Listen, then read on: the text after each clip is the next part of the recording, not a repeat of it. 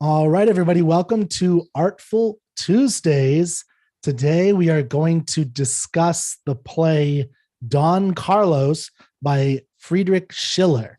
And I think we all have, so we have Shoshana Milgram and Ann Ciccolella with us today. And we may have, I didn't ask you this ahead of time, but we may have different versions.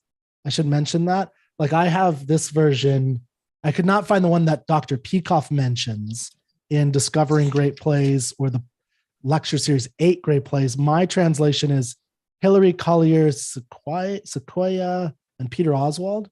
I don't know if you know this one, Shoshana. That is not the one that he mentions. I could not find the translation that Peikoff mentions. What do you have, by the way? Well, I have the one that you have, the words, but there might be pages that are different.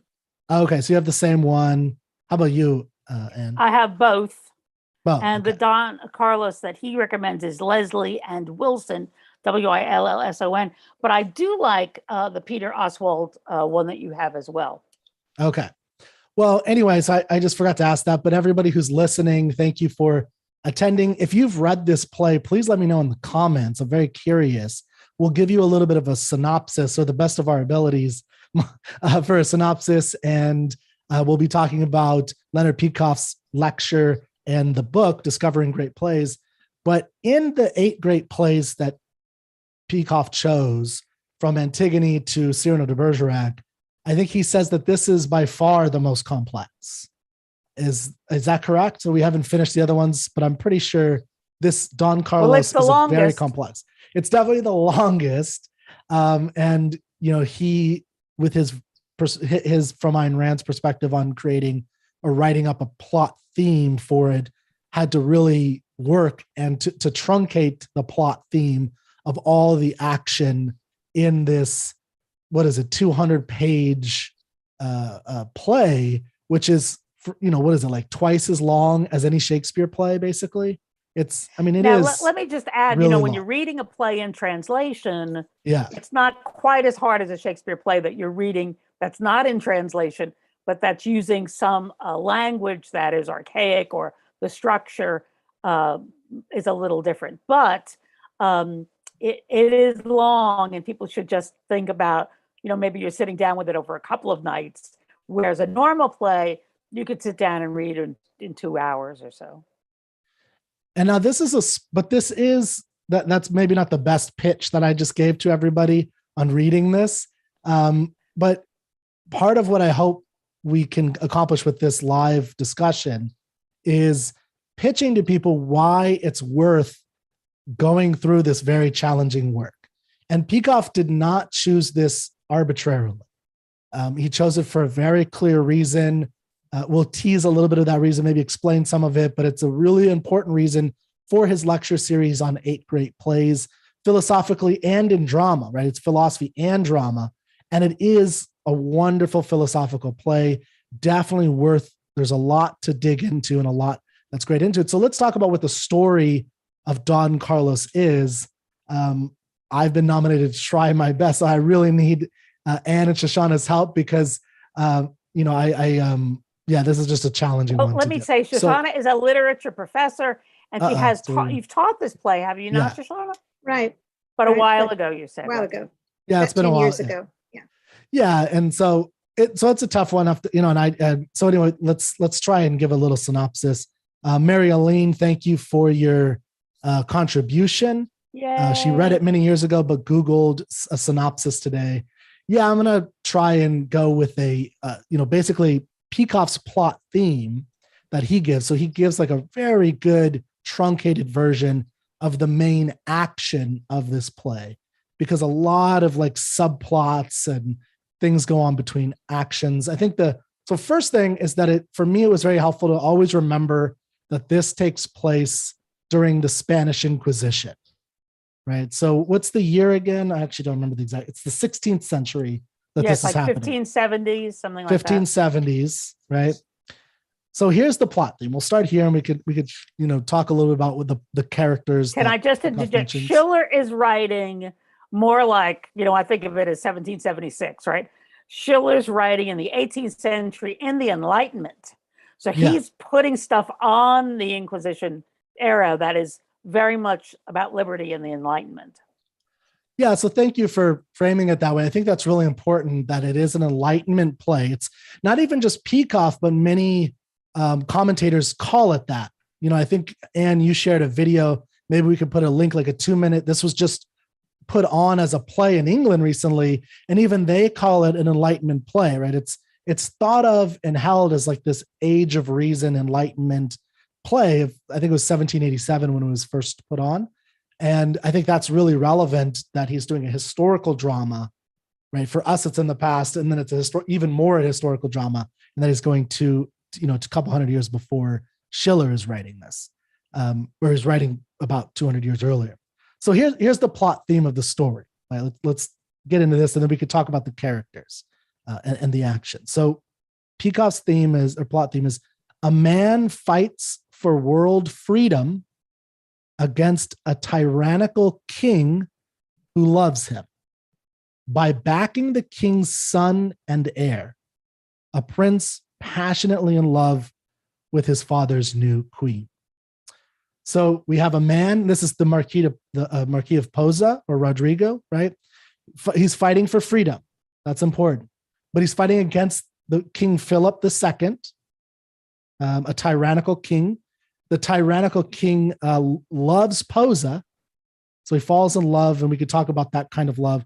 But Posa backs the prince, who's the heir to Philip.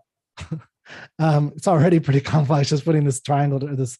And Posa is in love with the queen, who is Don Carlo. Don Carlo. Sorry, thank you.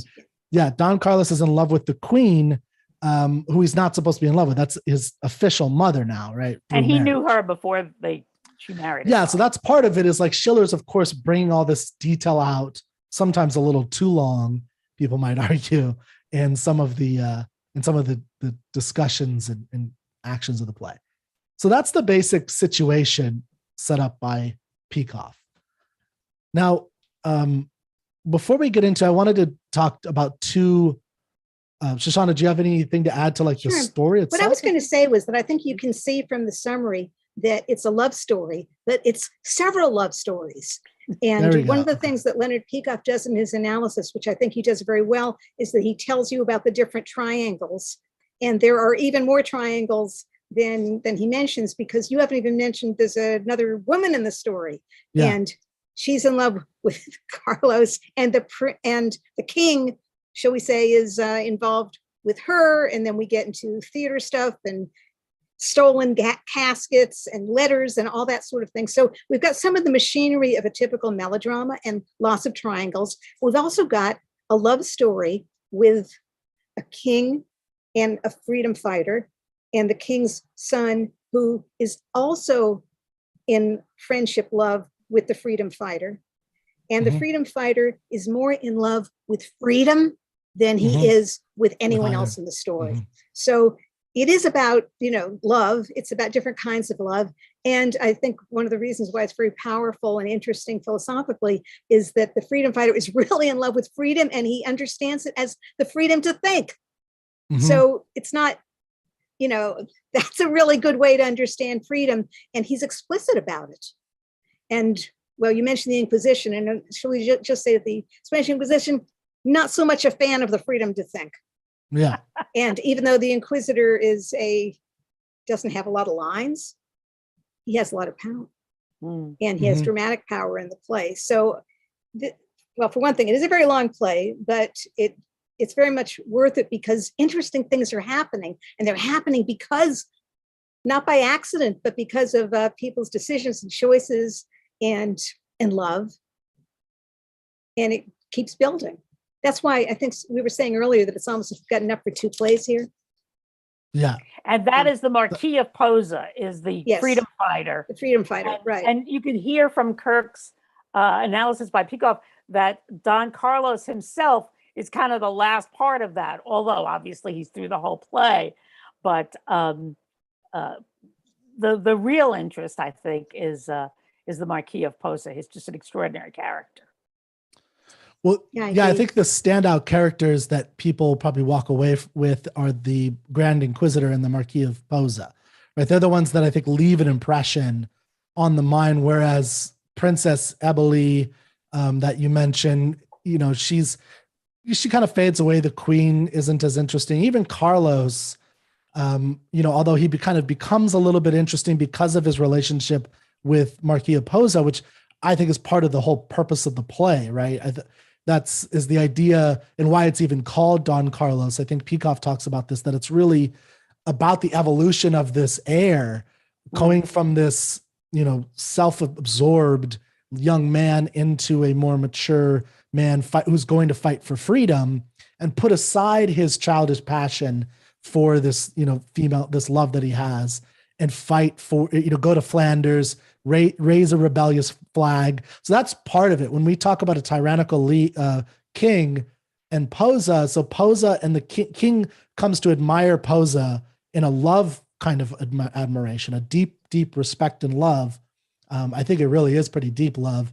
But Posa the whole time is trying to groom the heir, the son, Carlos, to rebel in a sense, and to bring up the flag of freedom. And again, this is during the Inquisition, to overturn that.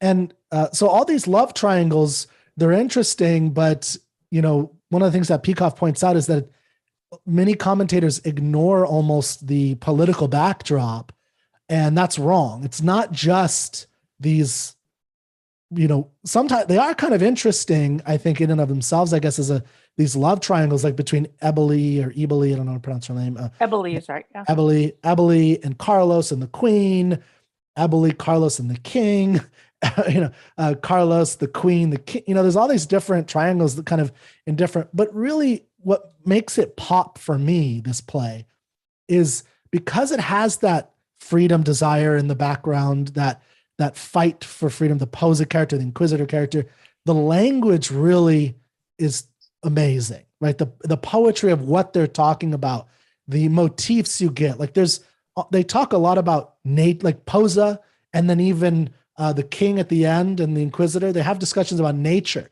what's natural, what's reasonable. And he uses these wonderful examples and observations about those, those types of, this is not natural.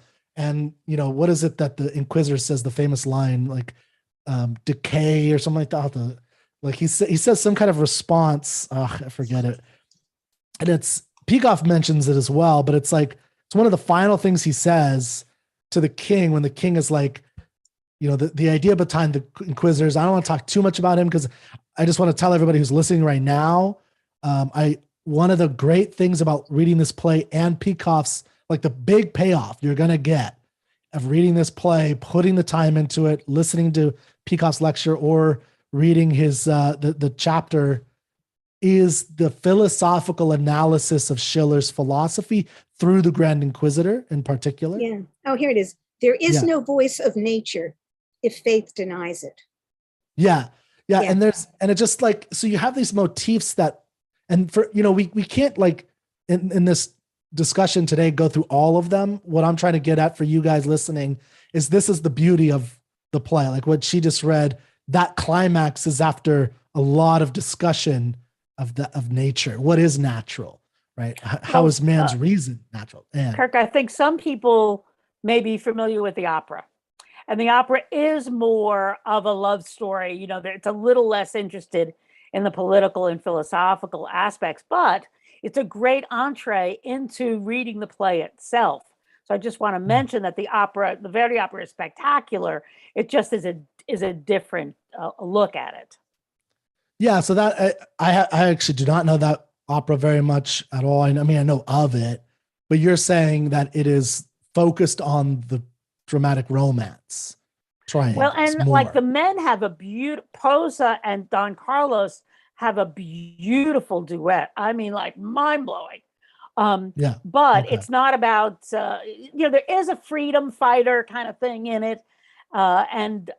This play was done right before the Nazi takeover in Germany, I think. And, the Nazis sort of, said it really isn't about freedom.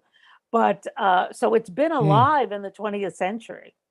Yeah, the fight for freedom, Posa's description. By the way, Jeff Bannister gave us a nice super chat and said he read Cyrano and Antigone because of, I think, the show. So he says that this also sounds of interest. And yes, if you liked those, again, all the 8th grade plays are definitely worth reading and enjoying to whatever degree you can. No, and this is a full meal. This is longer than Cyrano and Antigone put together. So well, and Antigone really is a 1-act play, so that's a great one to start with. And Leonard starts with it, and of course, Cyrano is dessert as far as I'm concerned. Cyrano is okay. Oh, for the 8th grade plays, because it was actually 7 grade plays originally, and then he put it like that. Okay, so we thought, because it's so hard, I think, to talk about the totality of this play, at least for me, in a few minutes, I thought it might be a good idea to kind of laser in on a scene or two and discuss those scenes. And then we can kind of try to help people with context and bring out any kind of beautiful or interesting lines that we might want to discuss. And the first one we thought we were going to do was, so this is Act 2, Scene 5, or Scene 15, sorry. So just so everyone's aware, this has a lot of scenes in it. I've never seen a play with this many scenes before. I mean, it's like one of them. So can I clarify? These are actually called French scenes. And what they mean is somebody exited, somebody entered. Yeah. So, but that happens a lot. That's what creates a scene. That's what creates a scene. Yeah. And that, I mean, I definitely picked up on that for sure. That it's like, oh, someone just leaves. So it's still the same act and, yes. Okay. But so Shoshana, did you want to tell us a little bit about this scene and what, because I think you were interested in this one as well.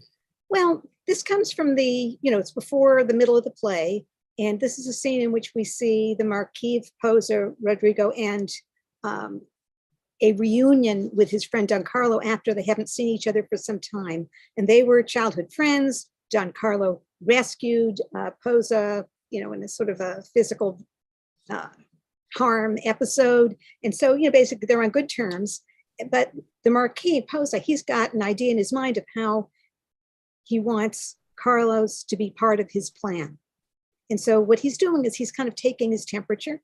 And Carlos has no idea that his temperature is being taken because I guess you could say, speaking of temperature, he's all afire with love for the queen, which in a sense is kind of ridiculous because there's no future in this. The queen was originally intended for him, but is married to his father. This is not going to work out. Everybody knows that this is not going to work out, certainly not in Philip's lifetime. And so, for him to be confessing this to his friend at this time, for one thing, it shows that he's not really paying attention to his friend. And it also shows he's not really paying attention to the world. I mean, this is not an environment in which he and his father could have a conversation about the queen. And his father could say, okay, you love my wife, live long and prosper. That's not going to happen. So what we see is on Don Carlo's part, he's not really paying attention to his friend. His friend is thinking, oh, this is a complication. Maybe I can use that to my advantage as far as making it possible for Don Carlo to become my political champion and ally. So that's what's going on. And the audience. So that's a revelation to me, but that's really interesting. Thank you. Yeah, that's what's going on. And you see, there aren't any little bubbles above the characters' heads that tell you these things. Yeah, if you're paying attention and you know that Carlos is a little bit clueless and that the Marquis of Posa, he's very smart. And he's directed. But also, Posa doesn't let him in on what he's thinking, right? He's going to go out for the rest of the play. He's going to take actions, which Carlos doesn't really understand why he's doing. Right. And actually, until the end. And that's going to happen quite a bit during the play. And if you read Schiller's letters, he had to explain this to some people in the audience. He said, what's going on here? And he said, well, you think it doesn't make sense, but here is exactly how it makes sense. Yeah. You I did read a couple of those letters. It was very interesting. Because it made very good sense to Schiller. And incidentally, by the way, and if some of you are interested, we are ARCUK here, and Ayn Rand's novels also have this sort of thing, in which characters have an agenda that is known to the character, that is quite powerful, that is quite important. But if you were watching from the outside and not paying attention, or if you're from the point of view of a character who's not in on the secret, you might wonder what is going on around here. But it does make sense. You just have to know enough. Now here, if you know enough, you see that when Carlos thinks he's telling his old friend about his new love affair, and he's got a letter to pass on to the queen, and he says, he gives the Marquis the letter, the Marquis tears it up. Okay. And Carlos says, what? Are you mad? In truth, I have to say, I meant that letter to do much. And the Marquis says, I know. And so I tore it up. Well, I can't act it, but I kind of keep going because he explains to him and he says, you know, what's going on around here? What do you actually want? What do you want in life? And what do you want from this queen? What do you want from your father? And, you know, can you rise? Can you be better? And he's still operating, you know, and trying to figure out how to make this work to his advantage. But he does talk about, yeah, I'm going to help you with this queen plan. But in the meantime, he's got his own plan in mind, you know, and you know, to with Flanders. And by the way, when I taught the play, I don't know, we don't, you know, Americans, we're not exactly up on the activities of Flanders at this time. In Flanders fields, the poppies grow. That's all I can think of. That's right. But that's, yeah. But, you know, but this Flanders, but I told him it's important in this play. And so whenever we came upon that theme, you know, I'd sort of raise my hand and we would all say, Flanders must be free. Okay. And you just had to remember that was a good idea. Flanders must be free and that this is important. There's an important value. And I think it's kind of in this scene also, he says, you know, until that time, remember a scheme that reason brings into the world that can reduce the suffering of man, although it fails 100,000 times, must never be forgotten or abandoned. You know, so he's basically trying to inspire him and think of Flanders always. And Carlos says, I remember everything virtue and yourself have taught me. Well, this is very dramatic. You know, you kind of have to hear every word and you have to hear what's in between the lines. So you know, it's sometimes said the play begins in the middle. And it is true that Schiller wrote the play over a long period of time and that some parts of it are even better than this. But I think here you can see that he's still Schiller. He's already Schiller. He's still Schiller. By the way, he's a young man, early 20s. Is he writing this play? Early 20s? 23 to 27, I think. Yeah. Yeah. Something like that. Yeah. Yeah. Tell that to my students. Let that be a lesson to you. Oh, God. Get on it. If you haven't done it by 27, it's over for you. So I like this. I like this scene. I mean, even though it's not, I think, quite as strong as the one that I think that you want to take us to. But I think picturing them as young men is important, right? Don Carlos is a young man. Even the Marquis Posa is a young man, and the Queen is young. Is also young, right? Well, they're the same age because they were childhood friends, right? Posa. But I think when you hear Queen, you think Queen Gertrude. You know, you think they're going to be a young person. Yeah, she's the Queen King was supposed to be 60. matched with Carlos. Yeah, Carlos. So she's age appropriate for Carlos. Yes, but of course the king gets the prize, I guess, right? So the revelation for me that you just revealed, which was interesting, and it's not, you know, like you're saying, you have to kind of read between the lines or read and understand the motives, which can take work. Like it's very difficult to do it on just a first reading, at least for me. I don't know how that would be possible with something like this, but anyway, from a first reading. But I had always thought that Posa was always thinking of Carlos as like that was part of his machinations the whole time. I didn't realize it seems like you're saying that he comes to that conclusion in this scene that he's going to back. He wants to back him, but he thinks of using this Queen thing as part of his plot. Oh, that's the okay. Yeah. But you see, it's also Posa. Flanders must be free, and so whatever he can do in order to make that happen. And in the scene that you want to take us to, well, there's the king. You know, why not? And because he's always got his goal in mind. And that's more important to him as you read. We're not going to spoil everything in the play, but let's just say that for him, that's always more important than. You have to know that to understand his character, I think. Yeah. Then like if you don't understand life, yeah. And that's something he talks about from their youth when they were together. They had been friends and they had united, I think, based on the vision for having a free, to living in a free world for the whole of humanity. Right. And that I think is an important thing. And, it seems in the play, Posa, who's a knight, he realizes that Carlos is not like that, right? Carlos has kind of betrayed that initial vision, but he will not.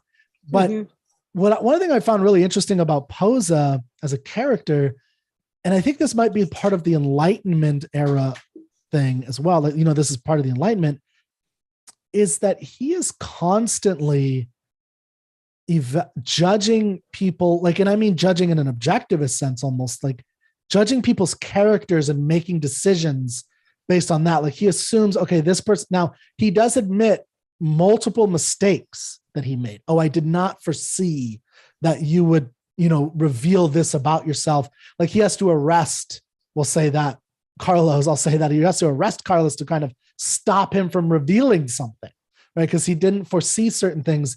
But, was that wrong or? No, you're right. I'm just laughing about Carlos because the expression "let it all hang out" that was written for Carlos. I mean, if he has a thought in his head, it comes out unfiltered, no matter who else is in the room. And and so it's like he's the opposite because Posa thinks. Posa's a thinker. Yeah. No, and he has Carlos talks.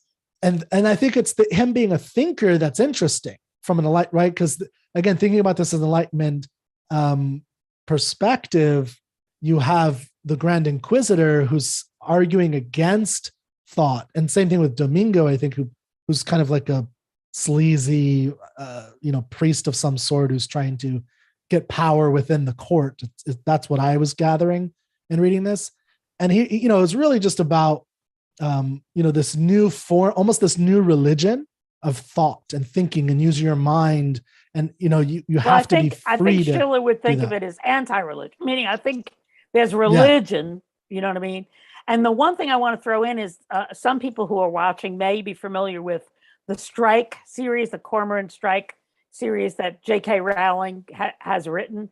And the guy, Tom Burke, who plays Strike, actually plays Posa in the play, because Don Carlos is kind of the pretty boy, young man and so on. And Posa is the thinking man. And religion is sort of the anti-force, right? The antagonistic force. That's why we eventually get into the Grand Inquisitor. And as you just said, Kirk, that idea of the priests in the play being political and manipulative, that's important to the whole milieu. And I think that's a really good point, because the Inquisitor is manipulative in a way different from the way Posa is manipulative, because it is true that Posa is trying to make everything work out. But just what you were saying before, Kirk, about how people surprise him, it's because he believes in freedom, and people are free and they're free to change, and they might not be, you can't push the same button you pushed yesterday and expect to get the same result, because they're people. And the Inquisitor, for him, people aren't people. They're just numbers. Yeah. And they will do what he says. Yeah. And well, he is insightful though. Like when they're, and again, I don't want to talk too much about the Inquisitor scene, because I want not only for you guys to read it, but I want you to, Peikoff's analysis is superb. But they're just go ahead, Ann. I have to throw in about the Inquisitor, eventually the king will say, but Don Carlos is my son. And of course, the Inquisitor says, God gave his only son for the sinners. So the retorts are just brilliant. Oh yeah, the whole scene, like between the king and the conclusion, and so the Inquisitor has insights into people as well, because the king is trying to make arguments, trying to preserve something of his own self-interest, and the Grand Inquisitor is basically saying, I see right through you. You're telling yourself that you're, just some man, but you really are someone who's trying to hold on to this and not, give for the faith. And look what we've done with the Inquisition. Look at the people that we've, killed. He doesn't use those words. Essentially, we've killed thousands to bring out this wonderful new religion, in his view or whatever, and in the name of God. And that's, anything has to be done for that. So anyway, the Inquisitor scene is just, it is fabulous. There's a couple. So I want to, I know, Shoshana, you have to go in like 10 minutes. I wanted to talk to you about this before you left. The scene between Posa and the king, which for me was a really interesting scene for a variety of reasons. One is, again, one of the values that you're not hearing, everyone listening now, is the language, the beauty of, and the metaphors, the interesting things. Like I underlined something right before this. This is the king talking to Alba. Alba is somebody who's trying to manipulate him.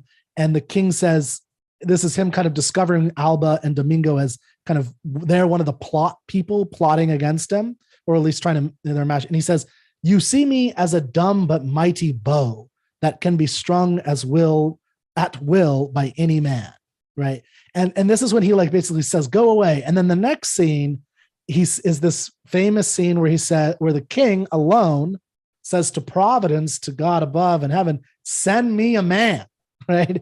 And part of that is because he is surrounded by yes men, by people with machinations, by people who want favors. So he wants just a singular, passionate individual with his own interests and own thoughts. That's how I took that. Yeah, absolutely. Someone who is not just bowing to him because he's the king. Someone's going to tell him the truth. Some translations, I think they use the term human.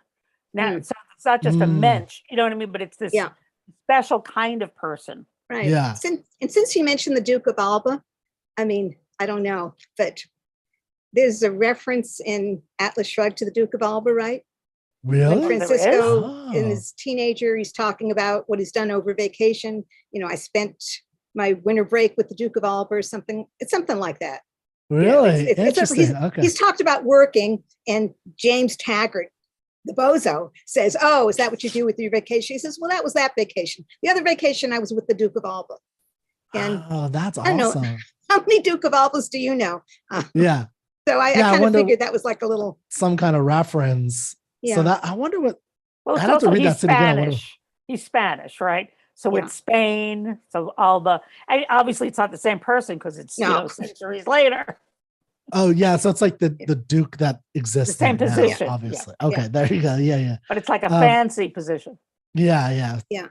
So in this scene between the king and Posa, so again, it starts with the send me a man, and then Posa. So basically, the king then kind of it seems like he's alone, a soliloquy, going through a list of people, and then he comes up to this Posa person. He's like, "Who's this Posa? I underlined him twice."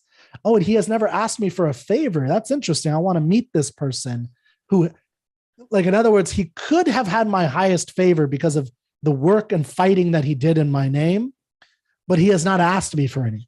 That's what so he says, I want to meet that person. It's a mystery, and he wants to learn that. And then, so this takes us to scene 15 in Act 3. And so this is one that I think we all like. And there's a lot of great lines about freedom in here. I think that's one of the reasons why it's quite wonderful. I mean, the Marquis is so good. I cannot pledge allegiance to the Lord. He says that to the king. He says that to the king. Yeah. And he's very Inquisition. Bold. Yeah. Well, so this is Posa. Here's a couple lines from Posa. So when the Marquis is alone, so he's alone before he meets, this is, I think actually 14. Scene 14. He again, this is the beauty of the language. When he learns that he's going to be summoned, he says, what is coincidence? But like this whole realization that he's going to have the opportunity to quote unquote manipulate the king to achieve his freedom ends. He talks about what is coincidence but rough-hewn stone that comes to life beneath the sculptor's hands. What I want, this is later, a couple lines later, what I want of him, the king, that is quite clear. The king alone with me, if I can spark a flicker of truth's fire in the cold tyrant's soul, but done with skill, and it will blaze. So what appeared bizarre becomes through thought predictable and useful.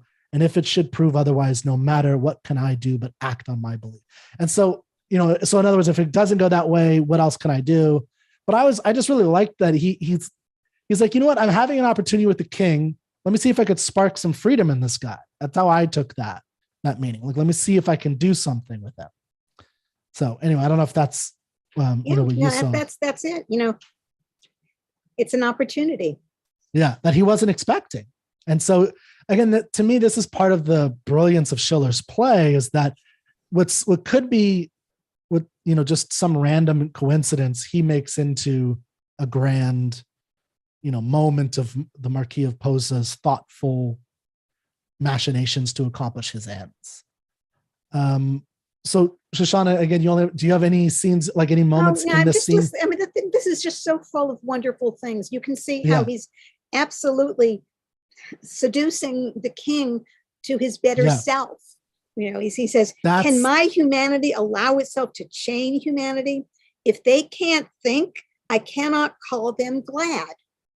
And he's taking a risk and saying this sort of thing to the king, but he's also counting on him. If you can hear me, then you can do it.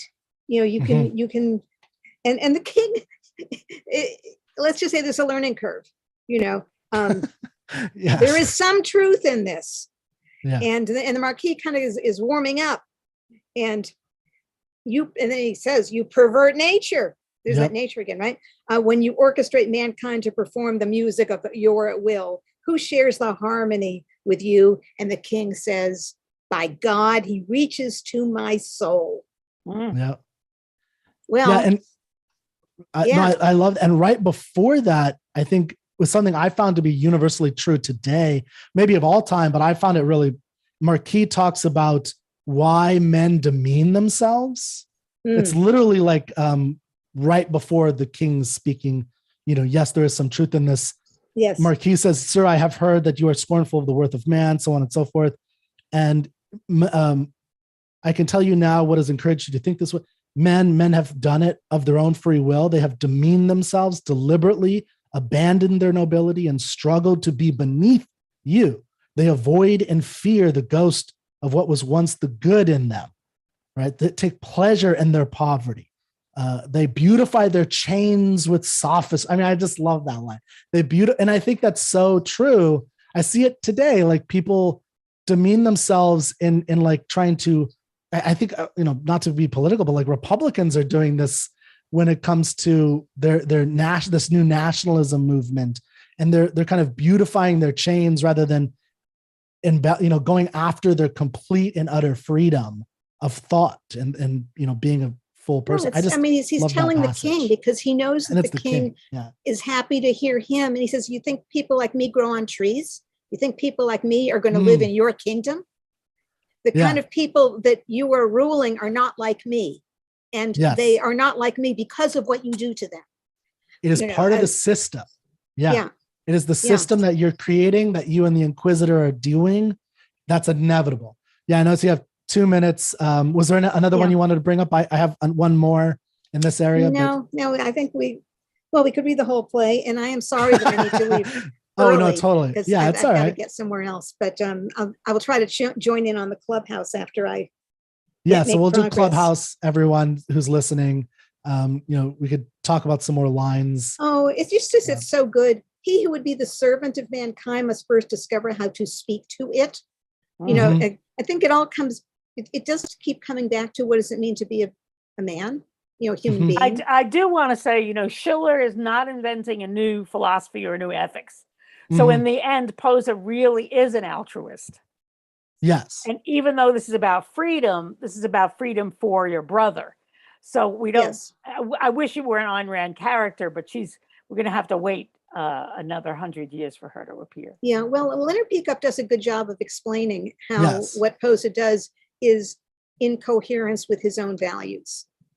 Yeah, so he's an ideal character, but he's unfortunately tethered to a bad ideal. But part of what's interesting about Peacock's evaluation and understanding of this is that he's marking Schiller's artistry and honesty, right? So Schiller is trying to create this ideal altruist man who's self-sacrificing for the whole of all humanity, and he he inevitably has to say, well, that he's got to sacrifice his friend, he's got to sacrifice himself.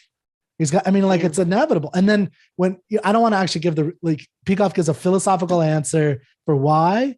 And so I hope you guys will listen. So Shoshana, I know you have to go. Sure. And I'll just say one last thing, which you probably know, right? That Schiller's big literary admirer in Russia was Dostoevsky. Mm-hmm. I mean, Schiller is all the way through Dostoevsky. It's just full of. Well, the Grand Inquisitor is going to. Well, sure. The Grand Inquisitor himself. Well, that's Yeah, well, that's right there on the nose. But apart from that, all the way through, he was very interested in him, and I love being able to read this play again. I wish I could teach it again and don't have to wait another 10 years. No, I think that's the beauty of the internet. And there's always opportunity to do more of these shows on this. I mean, we could do so many lectures. I don't know how Peikoff could truncate it. That was genius. Just his truncation was genius of itself to really get to the essence. We're so lucky to have you, Shoshana. Yeah, Shoshana, thank you so much. All right, so much for coming. Let's keep talking. I'll check on the Clubhouse. I just want to wrap up with a few things. One is I mentioned to Kirk that there is a wonderful Schiller play called Mary Stewart, based on the historical relationship between Queen Elizabeth and Mary, Queen of Scots. It is not exactly the historical truth, but it is the dramatic truth. And there is a Peter Oswald version of that I encourage you to look at as well. Cool. Okay. All right. Bye-bye. I'm just going to leave myself. Okay. I'm not going to shut down the meeting. Okay. Well, we'll continue a few more minutes. And then, so Anne, did you have any particular moments you want? I mean, I'll just say one last one that I really wanted to talk about was actually in that King and Posa meeting. I put a note of 2022 Putin and Ukraine. I thought this was so relevant to what's going on with Putin. It was just really interesting. And this, again, is Marquee, a freedom fighter, talking to a tyrannical dictator. So think, abstract that this king could easily be Putin, essentially. And we could be talking about Ukraine and not Flanders, right? That's kind of the, I think there's a parallel for sure between those two right now. This is, again, Act 3, Scene 10. Act 3, Scene 10. Yeah, and this is, so Shoshana was talking about this, the undisturbed contentment of a graveyard. So the king is trying to say that, what we're doing right now is, the centuries coming. This is this grand epic moment in time that we have. And Marquis says, and he says, the king says, under a cloudless sky, and this will last, and this is what I wish to bring to Flanders. In other words, the Inquisition is what he wants to bring to Flanders. And Marquis says, the undisturbed contentment of a graveyard. And, do you hope to end what you began, to trample the universal spring? And then he goes into this whole long speech that I'm not going to read all of it, where he says, the world is growing younger day by day. In other words, you're not on the side of the future. You're not on the side of history. You're going to lose. You're going to be thought of as a Nero. You're going to be thought of as just this horrible person. And then he says what Shoshana was saying, quoting Marquis, many thousands have already fled from your kingdoms, poor but overjoyed. The citizens you lose for his religion is your best. The citizen you lose for his religion is your best man, because this is a religious fight between the Protestants and the Catholics, essentially. And so Marquis is arguing that you're losing all these good men to Elizabeth, the Queen of England, who's accepting them all into her kingdom, and she's going to have the better kingdom, which is exactly what happened historically, right? England is going to have that kingdom.